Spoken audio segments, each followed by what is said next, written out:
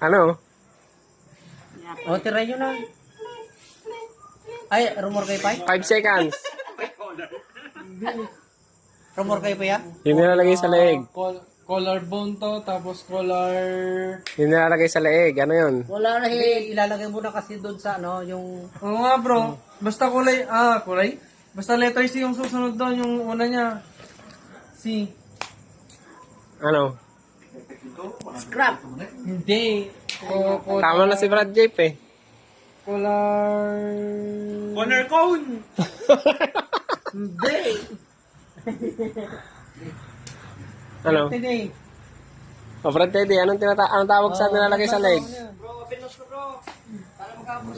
Sige, ikaw yung opinion ko. Correct? Si collar. Tama na yung sinabi niya eh, si.